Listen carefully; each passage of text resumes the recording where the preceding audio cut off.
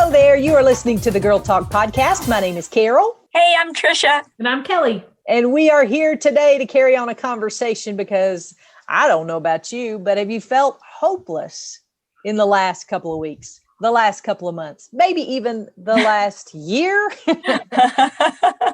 I think that's something we all have in common. We've experienced our own sense of hopelessness. So how is it that you find hope when you feel hopeless? I want to start kind of by jumping off at one of the places that I have been most thankful for this group of girls is because, especially Tricia, about 2 years ago, I guess it was, Tricia started asking me, let's just have a check-in. How are you doing? Mm-hmm. And I don't really think I had thought about it before then. You know, I don't think I was at a place where I'm like, oh, let me check in with myself and see how I'm doing. I had never had that thought. You know, when people would say, how are you doing? You do the old Southern adage, oh, I'm fine. How are you? You know, and that's what everybody says. But as far as giving some brain space and time to think about actually where I was and how I was doing, I went to counseling and still am in counseling, just for the record. But I had a counselor tell me one time, he said, you have 4 batteries.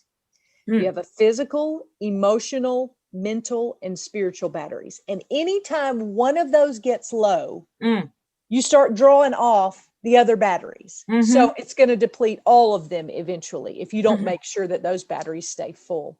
And that conversation with you, Tricia, for me was like, okay, let me spend some intentional time thinking about what fills up my physical batteries, what fills up my emotional batteries, what fills up my mental batteries, which that's a very small battery, just by the way, and what fills up my spiritual batteries, you know, and really taking time to think, because I think as busy moms, as busy women, as busy wives, as busy, you know, Bible study leaders, we don't often stop. We're concerned about how everybody else is doing, but we don't often stop and check in with ourselves and see how we're doing. Right. We're conditioned to be thinking about other people, right? Until we actually are low battery. Then we start to think about ourselves, but wouldn't it be great if we didn't wait until our battery was absolutely depleted before we checked in? But, you know, I'm thinking about what you're saying, and I remember you sharing that before, and I had forgotten it, and it's so powerful about these 4 batteries. And think about where we are today in the world. Think about how this time of quarantine, this time of stress and division has taken a toll on our physical selves. We can't get out. We can't be active like we want to be. We're not going to the gym as much. We're not doing activities as much. So physically, our battery's low. Emotionally, we're not getting hugs. We're not getting around the people we love. We're not having those interactions. So emotionally, our batteries are being taxed.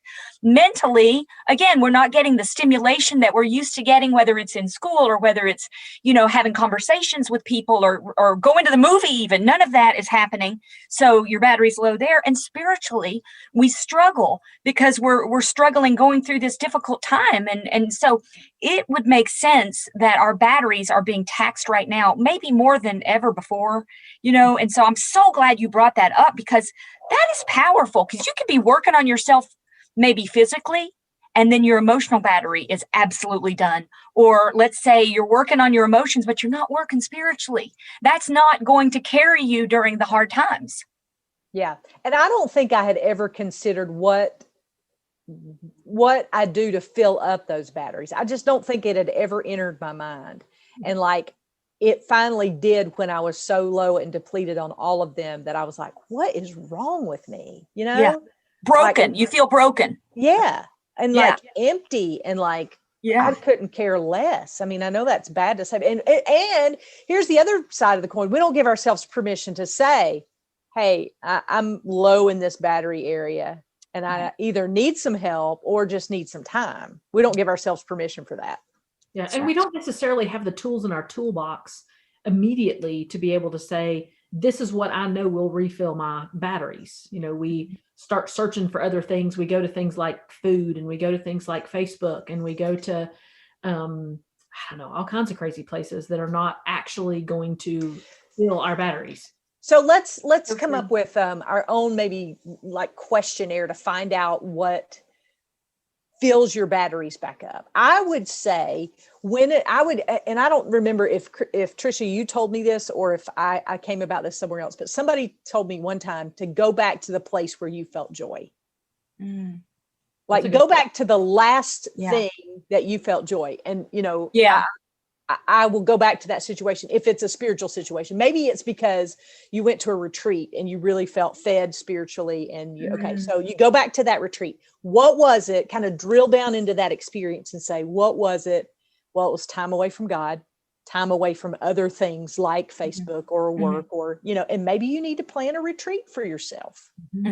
Like Carol, you got to be maybe you need to revisit one of those speakers that you heard and go listen to their podcast or listen to their, a recording of that same conference or even a different conference and be refilled that same way. Yeah. Absolutely. And you say retreat. David, my husband, is in this group that's called David's Men, and they have an assignment that they do, which is to have a half day with God. That's what they call it. And it is a day that you literally and it doesn't have to be a full 12 hours or 6 hours or whatever. It can be 2 hours or 3 hours, but it's dedicated time. And you do say no to everything else. And you say yes to your time with God. And you spend time praising him and praying and listening and sharing your heart. And I have done that for the past year or 2 years. I've done that at least every 6 months, and it makes such a difference. It's such a reset. It's just like plugging that battery in until all goes green. It was red, now it's green, and it's amazing. Do you find a special place to go, or do you just go to your bedroom? So, I get hung up on stuff like that too. I'm like, well, I better go to a special place and have a special outfit. And, I need the perfect cup of tea and I need to take a picture of it. I have found that I have better success if I say, I'm going into my bedroom, don't come in. Put on the white noise machine so I can't hear people unless there's bleeding. Don't get me. And just sitting on my bed and doing it. Yeah. And it's amazing because I get hung up if I don't have a special place or I don't have a special theme or I don't have something. But, God is so good to us that he will meet us wherever we are. Mm-hmm. Yeah, absolutely. I did that one year. I was part of a discipleship group, and one of the guided exercises that they sent us through was, I guess there were 5 of us together, and we had an 8-hour prayer session. So we would go and spend like 2 hours alone and pray over some very specific things. And then we would come back together. Thankfully, we all lived within a couple of miles of each other. So we would go back to our houses, come back and pray together as a group for 30 minutes and then go back and pray for another couple of hours and come back. And it was powerful just to stop and really not have anything else going on. Well, and the thing about it is that we have so many tools available to us now more than ever before because of the intranet. We have more tools available to us than ever before to be able to do things like that. It's not because you don't have resources. That's an excuse you can take off the table. You can find the resources, and maybe, I don't know, maybe we put together something for a day like that, some of our ideas and things, because I think it's, you definitely hit a couple of mine. I know my thing is writing. If I can write things down, because my tendency is to get stuck up here in my head. And it rolls around in my head and I think it over and think it over and think it over and think it over. If I can get it down on paper and at least get it out, then I can think through, what it is I need to do next. So writing is one of those things for me. Podcasts are another one for me. I go back and listen to some of our podcasts. I listen to other people's podcasts. I find a lot of inspiration there, but I find sometimes if I go for a walk, I have this one greenway that I completely just absolutely love. And I don't get there as often as I'd like to, but if stuff really starts weighing me down, I have even been known to do it while my kids at practice. I will go to that greenway and just take a walk. And it's not really for the purpose of exercise, or I don't, try to run a mile in such and so time, but I just go there because it's near water, and water is like my happy place. There's water there and I can walk along that trail. And can I just be as bold to say this? Sometimes you need to take the headphones out. And here I'm all, y'all know I work for a radio station. So, I probably shouldn't say that. But sometimes I think we use even good things, good music, good things that feed our soul. It definitely can be a source, because I know it does feed my soul at times. But there are times where I need to cut off every bit of noise. And I just need to be quiet before God, because I feel like I fill up so much of that quiet space with noise that even if he was to speak, I probably wouldn't hear him. Wow. You're bringing something to mind. Okay. Stick with me. I got an analogy. Okay. When my husband and I knew we needed date nights, right? Because we were not spending time together. So this is before COVID. But we decided we need date nights. And so for a while we would go to a movie. We'd go to a movie together. We'd go and, maybe we'd grab a quick bite and then we'd go sit in the movie. The movie would be 2.5 hours or something. Then we get up and we go home.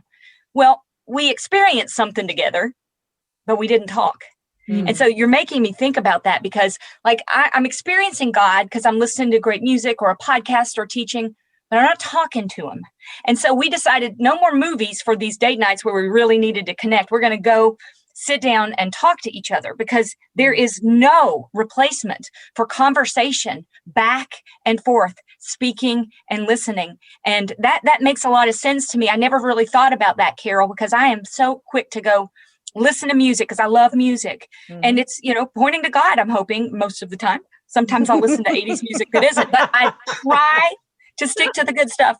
But it's not the same as spending time communicating with God back and forth. So I'm glad you said that. I hadn't thought about that, but that's reminded me of that.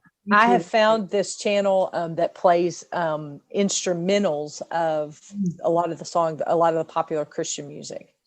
And I have found that a lot of times when I just need to decompress or write, I will put on that instrumental music and that helps me. So that's another, just a tool that I use because sometimes I need that. But I am really bad. Here's how I discovered it. I realized that one day we had the TV on all day long and nobody was really watching it. It was just noise in the background. And I was like, that's strange. Why are we doing that? And it wasn't, I can't say we were doing it, but I was doing it because I didn't want to deal with whatever it is I had to deal with. So I was drowning out everything. I just wanted to, have something, I Love Lucy going in the background so that I didn't have to think. Because our thoughts scare us. Yeah. Yes. Really stop and think about it. We get scared. Yeah. Yeah. I stay busy a lot to avoid sitting and thinking and feeling. Yeah. Right. Maybe that walking around the neighborhood or walking down the greenway or something. I love that idea. And just even if you want to put in an earbud or 2 earbuds and pretend like you're talking on your phone, carry your phone around, but just talk out loud to God. That's good. Have a conversation with him like you're having a conversation with a friend. That's good. And people won't think you're crazy if you got an earbud in. It didn't matter when I was in New York City because there were lots of people just talking to themselves all the time. So you could just talk to yourself whenever you wanted to in New York City. Everyone's like, oh, there's another one. Yeah.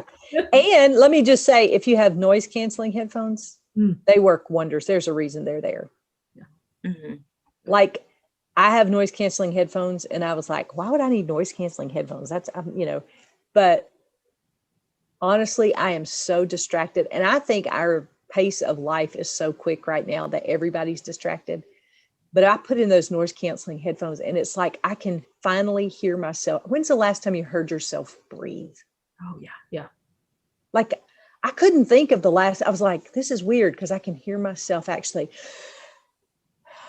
taking a breath. And I was like, oh my word, I forgot what that sounds like. I was sitting out on my patio the other day and I heard birds singing and I was like, I can't remember the last time I've just sat out here and listened to the birds sing, and unfortunately, sometimes it takes us like a harsh brick wall of reality to help us stop and to do those things. And I think that's why we want to, present these ideas to you today, is that we don't want it to have to take something tragic or life altering for you to stop, and say, these are areas of my life that I need to acknowledge, because I tell you, that's a dangerous place. When tragedy comes, when crisis comes, I think how you respond could, in fact, be tied to how full your batteries are in the good times. Mm-hmm. Yeah. One of the teaching pastors that spoke to us one time said, when you're in the middle of that crisis, that's your final exam and you can't study anymore. The studying comes before the final exam. And when you're thrown in the middle of a chaos, that's when what you've studied so far comes into play. Yeah. I thought, that's good. That's good reason to study. Yeah. And spending time in the Word helps tremendously. I remember one time sitting, we love to camp as a family. And I can remember. To what? To camp? Yeah. Tricia does too. Tricia loves it. Love it. Tricia loves it when her people camp. But That's right. I love it when my people camp and I get to go with them. But I can remember one time sitting around the campfire and feeling hopeless. I mean, I was in this moment of, I was not happy with my job at the time. I didn't feel like there was any light at the end of the tunnel, and things just weren't going well. And I sat in one of those camping chairs and just sat outside in the quiet and listened. And all of a sudden, this little squirrel comes by and it's foraging for food. And I was reminded that God says in scripture that he takes care of even the sparrows. And if he's going to take care of the sparrows, he'll take care of me. And but it took me stopping and listening to the birds, watching the squirrel, and turning off all the noise in order to be able to hear God speak through a squirrel. Yeah. Mm-hmm. Yeah. It's that be still and know thing. He meant that. Yes. Right. So I want you to ask yourself, just do a mental check-in and say, maybe even grab a piece of paper right now and you put those physical, emotional, mental, spiritual. I like to batteries or buckets, I like to think of them in those terms because I'm a very visual person. So I think of how empty is my physical bucket? Because here's the thing. I think we as women walk around hoping somebody will fill our bucket up. I remember when I became a single parent, I was in such pain emotionally. And I kept walking around thinking, you're going to fill my bucket up. You're going to fill my bucket. Are you going to put something in my bucket? I was looking for all these external things when really I had to have time to help heal. I had to look to Christ to be my sufficiency. I had all these lessons to learn, but I was walking around with empty buckets and I didn't know how to get them filled back up. So I think the first place that you need to start is to write down those buckets, write down those batteries, and really be honest with yourself. Look, here's the thing. I hope if this is your first episode of Girl Talk, I want you to know that we don't just say pretty things, and we don't, suggest you do things. Oh, okay. Just write that down if you want to. Okay. We're done with all that. We're done with playing church. We're done with being what we should be. We're living in the reality of now. And so I really challenge you to sit down and put those 4 areas on a piece of paper and say, where am I really? Don't put you're at a 10 spiritually. If you're not at a 10 spiritually, here's the deal. God already knows you're not at a 10 spiritually. And honestly, ain't none of us at a 10 spiritually. Amen. Yeah. All right. Can we just go, even that woman you think is a 10 spiritually is not a 10 spiritually. Okay. So let's go ahead and get that off. Then the second thing is to really be honest about where you are on those scales. Where am I? Where do is it, and not to shame yourself for where you are, because that's not productive. Oh, physically, I'm, at a 2 or a 1. Okay. Well, that doesn't mean you have to stay there. Right. Truth. Yeah. I mean, you can go from here. This is the place you start. This is not where you finish. I heard the analogy, the day you plant the seed is not the day you reap the harvest. Amen. Right? Mm-hmm. Yeah. So it takes time. It takes intention. And these are some things that I think you want to build into your schedule so you can be intentional about, really making this happen. So you're honest about where you are. And really think about things that fill you back up. I don't think I had ever been challenged with the idea that I could actually identify things that fill me back up. I love to laugh, y'all. And if I can laugh, I'm going to be okay, but some days it's hard for me to laugh, and I find weird things to laugh at, and I find just things that the little British lady reading the wonky donkey just absolutely cracks me up. I can go watch that video anytime and it makes me giggle. There are other videos that I have, kind of in my arsenal. And I know when I just need to laugh, that's where I go. When I spend time with girlfriends like this, oh my goodness, it's so good for my soul. Mm-hmm. So let's identify some of those things that really make a difference in filling up your batteries, because I don't think we as women do a real good job of identifying those areas. And you know what, Carol, I don't know about you guys, but here's what happens to me. So I have an opportunity that I know is going to fill up one of my buckets. And I think to myself, I'm too tired to do it. Yeah. And so I don't do it, or I question doing it, but it's going to end up being so much better. So I try to remind myself of that the way I feel now is not how I want to feel. I want to feel like this. And in order to feel like this, I need to take the action to start filling the bucket up. Does that happen to y'all too? Like, I know what I should do, but sometimes I just want to stay on my bed instead and just kind of soak in the feeling that I'm having of hopelessness. But if I can just take the first step, just being honest with you, if I can take the first step, then it makes it so much better, because I want to do those things, but sometimes I hamstring myself. Yeah. I think first of all, that comes from us feeling like we have to do it on our own power. And we don't have to. We've been given the Holy Spirit. He can help us. We also have been given girlfriends, like you said, Carol. If girlfriends are one of those things that fills us up, going to our girlfriends and saying, y'all, my battery in, my physical battery is really low. I need to be honest with you and tell you, will somebody please come over here and make me walk around my neighborhood? Just get in your car and drive your honey over here and say, we are going for a walk, and let's do it, because I need that girlfriend time. Yeah. And that honesty is so, so important. And to allow somebody in close enough to give you that accountability too. I know for a lot of years, I didn't let anybody close enough because I was afraid to get hurt. And I didn't let anybody get close to me so that they could say those things. And boy, you want to talk about going the wrong way real fast. That's the way to do it. Shut everybody out. Don't trust anybody. And that's a way down real quick. I will tell you, because I've been there. All those batteries get depleted. Every single one of them. Yeah. You want to talk hopelessness. And maybe you're there today. Hey, I want you to know something. I just want to really speak to you. If you're feeling hopeless today, I want you to know that the enemy wants nothing more than to keep you hopeless, because when you're hopeless, you can't share. You don't have any hope to share with anybody else. So today, I want you to tell your worries, your fears, your doubts, your distrust. I want you to tell all that the truth, because that's where this starts, really. I want you to be honest with yourself about where you are physically, emotionally, mentally, spiritually, and then come up with a game plan. It's just like everything else. You don't get where, we've talked about this before this season, you don't get where you're going by accident. You don't jump in your car and not have a destination in mind. For me lately, it's been grocery pickup, but I know where I'm going, right? But if you don't have a destination in mind, you're never going to get there. So really be intentional about coming up with a plan to take steps in the right direction. We can say it all day long, Jesus is our hope, but until you experience that for yourself, like, I can't do that for you. I wish I could. I'd jump right through this screen right now and do it for you if I could. But we want you to know we love you. We care about you. We want to come alongside and join you on this journey.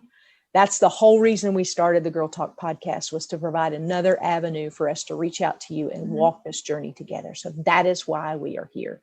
So if we can do anything to help you, please email us. You can email girltalk@thelightfm.org. That's girltalk@thelightfm.org, or you're welcome to go to the Facebook page, Girlfriends of the Girl Talk podcast. If you haven't joined us there, we would love to hear from you.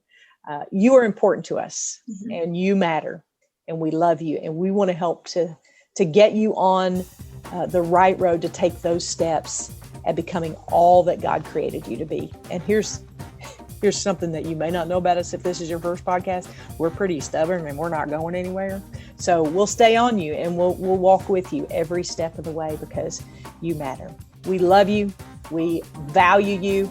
And we're just glad you're part of this family. And we'll see you next time we gather around these microphones for the Girl Talk podcast.